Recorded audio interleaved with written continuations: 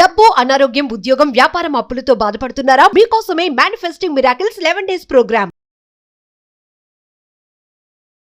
నమస్కారం సుబ్బారావు గారు. నమస్తే అండి. అంటే ఈ మధ్య కాలంలో ఒకప్పటితో కంపేర్ చేస్తే ఒకప్పుడు పిల్లోడు మనకి జాయింట్ ఫ్యామిలీస్ ఉండడం కావచ్చు, అండ్ ఎక్కువగా మదర్తో కావచ్చు, పేరెంట్స్తో కావచ్చు అటాచ్మెంట్ ఎక్కువగా ఉండేది. అండ్ పేరెంట్స్ కూడా వాళ్ళ టైంని ఎక్కువగా పిల్లలకి కేటాయించేవారు. కానీ ఇప్పుడు చూసుకున్నట్లయితే చాలా ఎక్కువ సందర్భాల్లో తల్లిదండ్రులు పిల్లలకి ఇచ్చే సమయం అనేది చాలా తక్కువైంది అని చెప్పొచ్చు. ఆ సమయం తక్కువ ఇవ్వడం ఎస్పెషలీ పిల్లలకి, దాని ఇంపాక్ట్ వాళ్ళ ఫ్యూచర్ మీద ఎలా ఉంటుంది సార్? చాలా ఇంపాక్ట్ ఉంటుందండి. దీనికి ఒక కథ చెప్తాను. అంటే ప్రతి ఒక్కరూ కూడా మనం ఇచ్చేదంతా ఇస్తున్నాము, సౌకర్యాలు ఇస్తున్నాను, కావలసిన ఫుడ్ ఇస్తున్నాము, ఇంకేం కావాలి అని అనుకుంటారు. వీటన్నిటికీ కూడా ఒక ప్రత్యామ్నాయం ఒకటి ఉంటుందండి, పేరెంట్స్ టైం అనేది. సో దానికి ప్రత్యామ్నాయం ఉండదండి.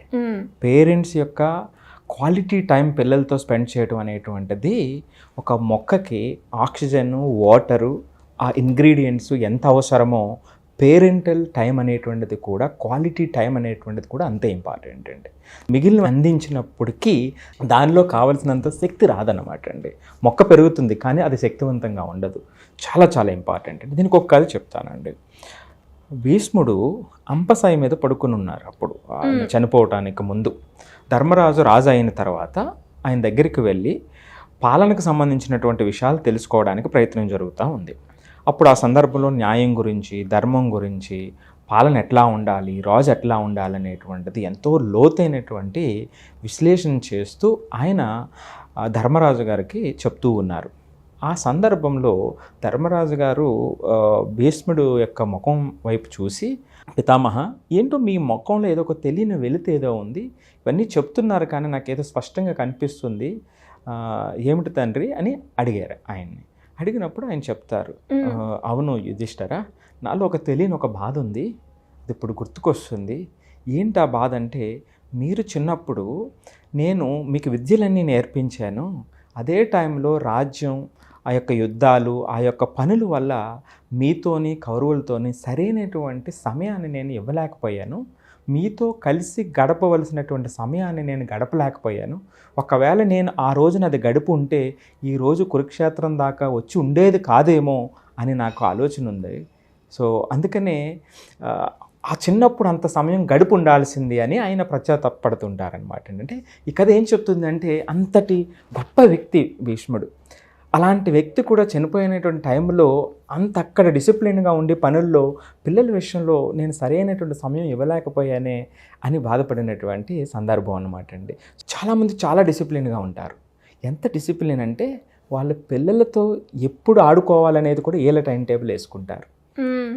చూడండి, అంటే వాళ్ళది మంచిదే డిసిప్లిన్ అంతా కూడా. పిల్లవాడికి ఆ టైంలో ఇతనితో పేరెంట్స్తో ఇంట్రెస్ట్ ఉందో లేదో ఎలా తెలుస్తుందండి? సో చూడండి, అంటే మంచి ఉద్దేశమే కానీ ఆచరణలో ఎంత ఇది అంటే, పిల్లల విషయం ఏమవుతుందంటే, సిరి గారు, ఒకసారి పిల్లలు మన దగ్గరికి వస్తారు, నాన్న లేదా అమ్మ అని వస్తారు. వచ్చినప్పుడు మనం మన పనులన్నీ పక్కన పెట్టి చేయగలిగితే, అంటే అలా 3-4 సార్లు వచ్చినప్పుడు కనీసం 1-2 సార్లు మనం చేయగలిగితే వాళ్ళకి ఆ అప్రోచ్ అలవాటు అవుతుంది. లేకపోతే ఏమవుతుందంటే 2-3 సార్లు అలాగ అయినప్పుడు అసలు మీరు ఇక్కడ ఉన్న మీ వైపు చూడకుండా వెళ్ళిపోతారు పిల్లలు. సో అంటే ఇది కాదేమో, ఇది కాకూడదేమో అనేటువంటి అభిప్రాయం వాళ్ళలో ఏర్పడిపోతుంది అనమాట అండి. ఇది బేజం అండి. సో కాబట్టి పేరెంట్ టైం అనేటువంటిది చాలా ఇంపార్టెంట్. ఇదొక గ్రేట్ ఇంగ్రీడియంట్ అనమాట అండి. ఈ యొక్క మొక్క పెరగటానికి గ్రేట్ ఇంగ్రీడియంట్. ఒక్కసారి మనం పూర్వం చూసినప్పుడు ఒక ఇంట్లో పేరెంట్స్ మాత్రమే కాదు, అంటే అప్పుడు బ్యాలెన్స్ చేసుకునేటువంటి వాళ్ళు ఎలాగా, ఇప్పుడు పేరెంట్స్ పనిలో ఉన్నారనుకోండి, గ్రాండ్ పేరెంట్స్ ఉండేవారు. గ్రాండ్ పేరెంట్స్ కూడా పనిలో ఉన్నారనుకోండి, అక్కడ కొంత ఫ్యామిలీ మెంబర్స్, రిలేటివ్స్ ఉండేటువంటి వాళ్ళు. అంటే చిన్నపిల్లల్ని ఒకరి తర్వాత ఒకరు హ్యాండిల్ చేసేవారు. సో అందుకని ఆ ఎఫెక్ట్ వాళ్ళ మీద అంతగా పడేటువంటిది కాదన్నమాట అండి. నాకు తెలిసిన ఇంకొక ఎగ్జాంపుల్ చెప్తాను. అమ్మ నాన్న ఇద్దరు వర్క్ చేస్తూ ఉన్నారు. వాళ్ళకి మెయిడ్ వస్తూ ఉంటుంది, వెళ్తూ ఉంటుంది. ఒకరోజు ఏమైందంటే, మెయిడ్ రాలా, పిల్లలు వచ్చేసారు, స్కూల్ నుంచి తొందరగా వచ్చేసారు. పేరెంట్స్ ఏమో వాళ్ళ యొక్క జాబ్స్లో ఉన్నారు. నేను ఇప్పుడు పూర్వం గురించి చెప్తాను, ఇప్పుడు సంగతి కాదు. సో అప్పుడు 4 గంటల పాటు పిల్లలు అక్కడే కూర్చుని ఉన్నారు. అప్పుడు కమ్యూనికేషన్ అది లేదు కదండి, వెయిట్ చేయడమే కదా. సో వాళ్ళు కూర్చుని ఉన్నారు. ఆ తల్లి ఏం చేసిందంటే, లేదు నాకు ఇది ఇంపార్టెంట్ కాదు, పిల్లలు ఇంపార్టెంట్ అని ఆవిడ జాబ్ నెక్స్ట్ మంత్ పని మనిషిని మానిపించేసింది, ఈవిడ జాబ్ మానేసింది. సో అంటే అంత చేయాల్సినటువంటి అవసరం లేదు, కానీ అంటే ఆవిడ యొక్క ఆ రోజు ఆవిడ తీసుకున్నటువంటి నిర్ణయం ప్రయారిటీ అది. సో మనం దాన్ని తప్పు ఒప్పు అని కాదు నేను అనేటువంటిది. సో అట్లాగే ఇప్పుడు వర్కింగ్ పేరెంట్సే ఎక్కువ మంది ఉంటారు. సో మనం దీన్ని బ్యాలెన్స్ చేయలేకపోతున్నాం అనేది కాదు, ఉన్నటువంటి సమయంలో ఎంత కేటాయించగలటం అనేటువంటిది చాలా చాలా ఇంపార్టెంట్ అండి. ఇది ఎంత ముఖ్యం అంటే అండి, వాళ్ళు వచ్చేటువంటి ఎమోషనల్ డిస్ట్రెస్ ఉంటుందండి పిల్లలకి, ఇది ఒక షాక్ అబ్జార్బర్ లాంటిది అనమాట అండి. అది లేకపోతే చాలా పిల్లలకి భవిష్యత్తులో చాలా ఇబ్బందులు ఎదురవుతుంటాయి. లాంగ్ రన్లో ఏమొస్తాయి అసలు అంటే, ఇప్పుడు ఒకవేళ చిన్నప్పుడు ఇది నెగ్లెక్ట్ చేస్తే ఏం ఇబ్బందులు వస్తాయి అనేటువంటిది చూస్తేనండి, మొట్టమొదటిగా break down of family bonds అండి. ఫ్యామిలీ బంధాలకి బ్రేక్ డౌన్ అవుతాయి.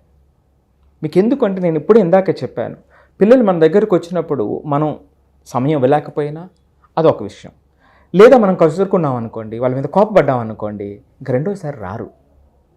సో ఎప్పుడైతే రెండోసారి రారో అప్పుడు ఏమవుతుందంటే వాళ్ళకి మనకి మధ్య రిలేషన్ దెబ్బతింటుంది. దెబ్బతిన్నప్పుడు వాళ్ళు అక్కడ జరిగేటువంటి పెద్ద ప్రమాదం, వాళ్ళతో ఓపెన్ కమ్యూనికేషన్ కట్ అయిపోతుందండి.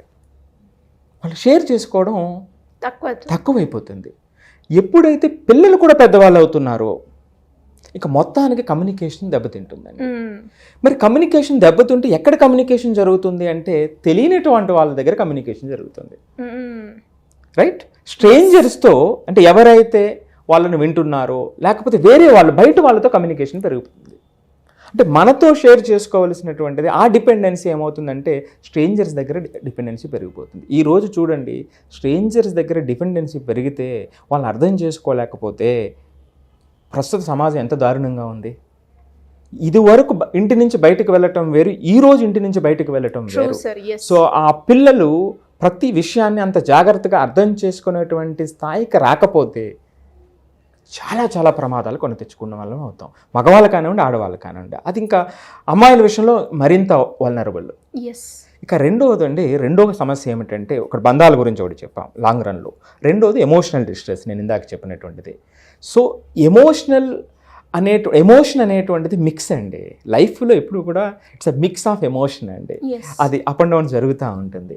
సో ఈ అప్ అండ్ డౌన్ జరిగేటప్పుడు మరి అక్కడ అబ్జార్బ్ ఎక్కడ జరుగుతుంది అంటే పేరెంట్స్ దగ్గర జరుగుతుందండి. చిన్నపిల్లలకి కొంచెం పెద్దవాళ్ళు అయ్యేటప్పటికి ఇంకా పేరెంట్ దగ్గర నుంచి తగ్గి వాళ్ళు సెల్ఫ్ రెగ్యులేట్ చేసుకోగలుగుతారు ఎమోషన్స్ని. ఇది ఒక క్రమం. సో మరి ఎప్పుడైతే ఇక్కడ మీరు కట్ చేశారో అదేమవుతుందంటే షాక్ అబ్జార్బర్ పోతుంది. ఎప్పుడైతే షాక్ అబ్జార్బర్ పోయిందో ఆ ప్రెషర్ అంతా ఎవరి మీద పడుతుంది? పిల్లల మీద పడుతుంది.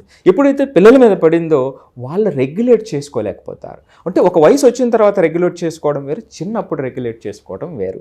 అక్కడ ఆ స్థాయిలో అంత సామర్థ్యం ఉండదు. ఇది సెకండ్ అనమాట అండి. ఇక మూడవదండి, more dependence on social media. ఎన్ని చూస్తున్నామండి, కథలుగా వింటున్నాం, ముఖం తెలియదు. వీళ్ళు ఎలా అటాచ్ అవుతారు చెప్పండి, ఒక్క నిమిషం చెప్పండి. ఖచ్చితంగా ఆ పేరెంటల్ క్వాలిటీ టైం తగ్గినటువంటి కేసెస్లోనే ఇలాంటి కేసెస్ ఎక్కువ ఉంటాయని చెప్పడంలో ఎటువంటి సందేహం లేదండి. True sir. ఎక్కడైతే ల్యాక్ అవుతుందో ఆ ల్యాక్ని ఎవరో ఒక్కరు వచ్చి ఆ ఛాన్స్ని యూటిలైజ్ చేసుకుంటూ ఉన్నారు. అది మనకి మిస్యూజ్ గాను ఇలాంటి ఎక్కువగా మనమైతే ఎన్నెన్నో కథలు వింటున్నాం కదండి, చూస్తూ ఉన్నాం కదా. అదే ఎలా జరిగిందంటే ఇదిగో ఇలాగా జరుగుతుంది.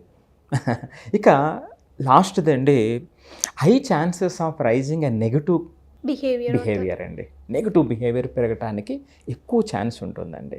సో కాబట్టి పేరెంటల్ టైం అనేటువంటిది ఎంత ముఖ్యం అంటే అది చాలా చాలా ఇంపార్టెంట్ ఇంగ్రీడియంట్ అని చెప్తాను నేను.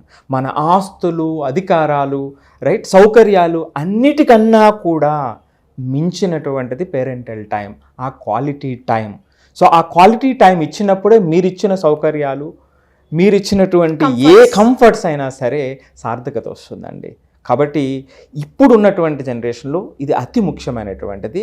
ఇదివరకల్లాగా షేర్ చేసుకోవడానికి గ్రాండ్ పేరెంట్స్, ఫ్యామిలీ మెంబర్స్ దగ్గర లేరు. సో కాబట్టి మరింత ఎక్కువ బాధ్యత ఆ పేరెంట్స్ మీదే ఉంది. దాన్ని ఎలా బ్యాలెన్స్ చేస్తారనేటువంటిదే ఇక్కడ ఇంపార్టెంట్ విషయం అండి. True sir. నిజంగా ఏ రిలేషన్షిప్లో అయినా అంటే వైఫ్ అండ్ హస్బెండ్ రిలేషన్షిప్లో కావచ్చు, లేదంటే పేరెంట్ రిలేషన్షిప్లో కావచ్చు, మనం చూసుకున్నట్లయితే ఎవరికైనా మనం ఇచ్చేది ఒక బెస్ట్ గిఫ్ట్ ఏంటి అంటే సమయం. దానికి మనము వాల్యూ కట్టలేం, బికాస్ ఒక్కసారి పోయింది అంటే మళ్ళీ రాదు కాబట్టి. అలాంటిది అంటే పిల్లోడు ఎదుగుతున్న సమయంలో కనుక మనం కరెక్ట్గా వాడికి టైం ఇచ్చి కరెక్ట్గా గైడ్ చేయకపోతే వాడి ఫ్యూచర్ మీద మీరు చెప్పినట్టుగా ఆ పారామీటర్స్ ఎఫెక్ట్ అవ్వడమే కాకుండా ఫ్యూచర్లో వాడు సస్టైన్ అవ్వడానికి చాలా స్ట్రగుల్స్ అయితే ఫేస్ చేస్తారు. అది మాత్రం 100% కరెక్ట్. సో ఇప్పటి నుంచైనా ఈ వీడియో ఉద్దేశం కూడా పిల్లలు ప్రొఫెషనల్గా తల్లిదండ్రులు బిజీగా ఉన్నప్పటికీ కూడా వాళ్ళకంటూ కొంచెం సమయాన్ని కనుక మనం కేటాయిస్తే చాలా బాగుంటుంది. Thank you sir, thank you so much. Suman టీవీలో మీ పర్సనల్ అండ్ బిజినెస్ ప్రమోషన్స్ కోసం కింది నెంబర్కి కాంటాక్ట్ చేయండి.